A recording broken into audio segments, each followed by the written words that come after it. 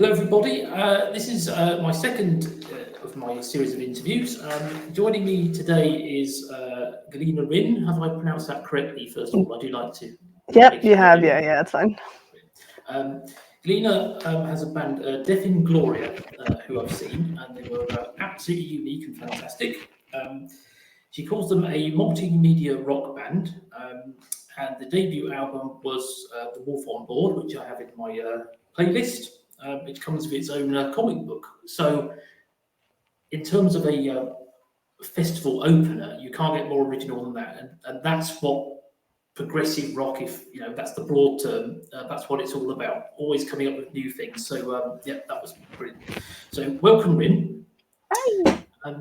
My first question to you is: what inspired you to combine comic book art and rock music in such a unique way? So I was trying to start a rock band for like 20 years, and I either through myself or just not hitting the right people, I don't know. I just couldn't find people to play with. I went through 5 bass players. I think I've got to 35 drummers, other guitar players, and then I was in like a like a long-running musical partnership, and then that ended with no releases or anything. So I was like, right, if I'm going to do this, I'm just going to have to do it myself. So I knew I was going to be on stage alone, and I needed something to be on stage with me. And I thought some kind of video thing. And I thought the cheapest way of doing that was to have an animation. And then I thought, well, maybe I could have a comic book that I animate. So that there's a story in the albums, and I thought that would be a real cheap way just to get the band off the ground, and it wasn't. It's not a cheap way at all. No, it doesn't look cheap. I know. No. As I say, it looked very unique, very professional, and I think because it was just you and the guitar, it's less busy on stage. So as an audience, you're very much focused on the narrative. Yeah, no, I had no idea that it had such a slow evolution. It's like it was something you just sort of came up with from the beginning. But that's really interesting. Yeah. So as soon as I realized I was going to do that, as soon as I made the decision it was going to be an animated comic book, I actually come from Comic-Con stock, I guess. Yes. My mom wrote for 2080 in the 80s. She was the first woman to ever write for Judge Dredd, and she is one of only 2. And the second girl is writing at the moment, is a young girl who writes now. So I used to go to Comic-Cons and stuff with my mom and hide under the tables while she was on her panels and stuff. So we basically had some contact. So I got the guy who drew her comic in the 80s, drew my first comic, The Wolf on Board, as well. And then my mom is a script editor, so it's like she still is. She's my script editor for all of my comics, and it's just really nice being able to work with your mom on creative projects, which is amazing. Very talented family. As I say, I saw your performance in Sheffield last year at the O2, and I felt it kicked it off, as I say, in an unforgettable fashion. Because there was all sorts at that festival, which was just so entertaining. There was a giant jellyfish in the audience and all sorts later on. So it was just full of surprises, of which your set is one of the standouts. Now, that was a progressive rock festival, technically. So would you describe your music as prog, metal, or something completely different? I think the first album is far more prog than the second album. But because I have a concept, high concept sci-fi stories, so each album is its own separate sci-fi story from start to finish, about the end of humanity. So I kill off all of humanity at the end. Not one gets to survive. And because it's so high concept, it falls into prog naturally. But I think musically, the first album is far more prog than the second. This third album, I don't really know if I think it's probably going to go back to being more prog because I quite like that. Yes. But yeah, it's sort of, I usually tell people it's like light metal, heavy rock prog. Yeah, it's Stephen Wilson, who's kind of seen as the king of prog rock these days. He got a lot of flack through kind of changing his style and his sound, so doing prog and then doing sort of 80s and sort of more modern sounds. And he got the same kind of flack that Bob Dylan got back in the 60s. But it seems very narrow with people if they just say there's one style and don't change. I mean, that's half the fun of being an artist, isn't it? Of anything, is to do different things and try to push yourself, isn't it? Yeah, but then, like, what is prog? I mean, are we talking Tangerine Dream or are we talking Tesseract? Because they're both prog. They're just prog in very different genres, genre adjacent. They're prog with different adjacent genres. So one would be Degent, and I don't know what Tangerine Dream is, to be honest. Sort of trancey, aren't they? Really? Yeah. But you're right, it's a big umbrella, isn't it? Yeah. So I think, like, having the label of prog allows you to go anywhere, really. Anywhere. Yeah. Yeah. I agree. That's one of the things I like about it. Yeah. One of the things that came up, especially about those prog, HRH prog shows, is people are angry that I don't have musicians on stage with me. So, like, they just like. I know that. A lot of people like. At the end, we had to lug the stuff out by yourself. I should have helped you. I feel bad. No, sorry. No. So, like, I do have a session band, which can come out with me when I do festivals and stuff. But they're expensive. They're session guys. They're not in my band. I don't have a band, so I have to pay them, and it's very expensive. So unless the event pays specifically to have a band, I don't have a band. That's just, I think, and then just the way the advanced ticket sales are non-existent anymore, and the way things are going. I mean, you have to just keep the costs down as well. So yeah. Exactly. No, you're not the only band I've seen recently that says. I mean, there's a few I've talked to online, and there's some that have even commented on it as they perform as to why they use a drum machine or why it's. Say sometimes there's one guy who. His wife helps out playing the flute on the stage sometimes. Mm.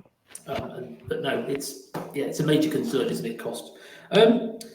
So the Wolf on Board has the storyline which we've mentioned earlier about sort of Armageddon. But it's one thing I found interesting about it was the protagonist in it being an admin worker, inadvertently causing the end of the world. Now, I've worked in admin, and the end of the world seems to be quite a regular fear for people who work in that, because everything sort of seems like a huge thing. And so that's why I think it struck a chord with me. It was a long time ago because I did work in admin. But why did you pick on that particular storyline? What sparked that one off? Well, first of all, that's my second album, which is called Death by Admin, and not The Wolf on Board, which is my first album. So, but that's fine. That's fine. The Wolf on Board, a woman who is a neuroscientist, destroys everybody. And then in my second album, it is a young guy who works in an office and through a series of minor admin errors accidentally sets off all the nuclear warheads on the planet. The reason I chose that, it's a good number of reasons, actually. So the first one was the first album, it was a girl. Second album was always going to be a guy because you have to spread it around. Yes. I used to be a civil servant. I worked for the court service for 10 years. I managed the diaries of judges and magistrates across the London courts. And stuff went wrong quite a lot. And it's all been written into that. Those minor admin errors all have happened. Either they happened directly in my office, or I did before I wrote the story, I did ask my fan base to submit admin errors that they had seen over the years. So everything that's in that has been actually happened to someone, either in my office or in somebody else's.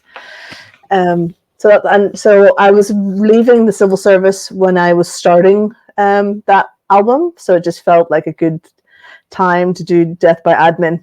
And Death by Admin actually was only the working title. I didn't expect it to actually be the album title, but so many people liked the name because it just says it all, so I just kept it. Yeah, something particularly dispiriting about Death by Admin, isn't it? If it's going to be the end of the world, it's the worst, it's sort of the most mundane way of it to be Armageddon, isn't it? Yeah. Which venues are you looking forward to playing in 2024? That is I'm only playing 2 venues in 2024, so I can Percy's Cafe on the 2nd of November, which I don't even know where it is, somewhere around Whitby. I want to say somewhere around there, and Chesham Fringe Festival, which is on the 25th and 26th of May at the George and Dragon as part of Chesham Fringe Festival, and that's all the shows I'm doing this year. So that was bad, right? Are you concentrating on writing more material then? Or? Yes, so I'm taking the year off for another couple of reasons. First of all, I'm just gonna. So the main reason is because I'm working on album 3, and it's going to be a full graphic novel. I don't illustrate my own comics, but I'm starting to learn to draw, so I can at least give an illustrator the actual storyboards of the whole thing, so I can get exactly what I want out of it. And I'm upgrading my animations as well. So working on the whole. So I'm basically writing a novel that I'm soundtracking at the same time, which I'm also doing a storyboard of like minor drawings and like small animatics, which are like storyboarded animations. And all of that is on Patreon every Thursday night. I live stream at 8 o'clock every Thursday night on Patreon. And that's what I'm going to be doing for the next year. And I just have to not be gigging because I have to take up my whole entire studio to go for a show. And it's just it's very disruptive. And then the other reasons are that I have 0 money for this project, and it's going to be a big project, so I need to not gig because gigging is very expensive, and I do not make money out of it. And the whole industry's gone a wee bit weird right now. Like, people aren't buying advance tickets. I'm just going to sit it out. I think I'll just sit it out because I didn't stop gigging at lockdown. So I just learned live streaming, and I gigged and I worked on live streaming, and I did lots of artistic projects for other people. So I was like a production manager for live streams during lockdown and what have you. And then when we came out of lockdown, we all hit the road as fast as possible. So we were on tour with Ward 16. And I feel like I've just burnt myself out a little bit with trying to get as much out as possible after lockdown. So we had 2 years of actually working really hard in lockdown, and then 2 years of running around like headless chickens, trying to get in all these shows and trying to get back on the road. And now I'm just like, I just need time off that to get this 3rd album done because it's a big project. I imagine it's a bit of a perfect storm. You would know better than me, of course. But I imagine it's probably a mix of people getting paranoid over costs of living, and then if ticket costs have gone up. And the irony is, I actually found that the gigs I was going to were either the same price or less than they used to be. But I think that was probably one of the lucky ones. And the other thing is things like rail strikes and transport problems. I mean, I wonder if that's not exactly helped, because the trouble is, if someone uses public transport and they want to get to your gig several months away, but when the strikes were particularly bad, they think, we're going to spend every single day worrying about, can I even get there? So, I think that probably haven't helped as well, have they? No. And then they've got other issues where things got cancelled. I'm talking about festivals now. Not big festivals because they've always got money, but like middle-sized festivals. Like, so when stuff got cancelled and those ticket prices got put, those ticket sales, got put into the opening 2 years. So then those festivals were borrowed this money that they had from years before, but they weren't getting the same number of people back. And still having to put on the same shows, and now that's kind of ticking to an end. Where I think we're at a point this year where those festivals will be trying to get back into where they were before lockdown. There were still remnants of all those cancelled shows, and those tickets were still in amongst the advanced ticket options and stuff like that. So I think it's just running through the rinser on those, which meant people were booking less artists last year on the mid-sized festivals. I mean, I went to, I think it was the same festival actually, and I was checking online during it, and some of the fans that were at that festival that you opened for, I believe Arthur Brown was a late replacement for somebody else, if it's what I'm thinking of, if memory serves me rightly. And he put in a wonderful set that was beautifully lit and choreographed on stage. He's 80 years old. His voice was brilliant. But all I saw from a lot of people were going was, they were just annoyed that there was a lot of chopping and changing of the acts, whereas I didn't care. And I was just happy to see anyone, that was fresh and new and had something to say. And Arthur was great. I always wanted to see him. So maybe people just got fussier off the back of lockdown or something. They started going, kind of getting concerned if plans change, but maybe they always did in the past. Yeah, HRH stuff is a wee bit weirder. I'll not go into it. I quite like playing their shows, and I have never had an issue with them, but I know a lot of other people do have issues with them. They've always been good to me, so but maybe that's just because I'm just one person, so I'm like no hassle. I don't know. Yes, you take this time to get yourself in place on the stage, don't you? Because the bands sort of often they'll be getting themselves ready, and for you, you come in, but you've just got a very unique set and style. Right, I've got one final question, and this is only something I spotted today when I was having a snoop around your various sites and pages. I noticed you've got your own barbecue hot sauce, which contains coffee, vanilla, and scorpion chili. How did this unique recipe come about? And I'm going to buy a bottle when this is finished because I love things like that. First of all, you can't buy it anymore. I don't know where you've seen it because it's not in stock at the moment. Not to say we won't have it again, but we don't have it. And plus, we don't post it because it always breaks. So you have to buy it on the merch stand. Can't post it. Anyway, the reason it's all come about is because when I was in high school, when I was in high school, I was walking down, I came out of my road and was walking down another road, and there was like a little mini roundabout at the end of my street. And you're like, what does this got to do with hot sauce? I'll get there, right? And I'm walking down the street, and I hear this massive bang behind me, maybe 2 meters behind me. It was really close. And I turn around, and I see this motorbike has gone onto its side and hit a building wall with 2 people on it. So I run back up, and I see that there's a girl that I'm actually in class with, and it's her boyfriend who was driving. So I call the ambulance and all the rest, and I'm holding on to the bike while they're sorting him out. And that fella is the fella who makes my hot sauce. All these years later, it's because of a motorcycle accident 25 years ago. I don't know, a long time ago. Was I in school 25 years ago? Yeah, maybe just.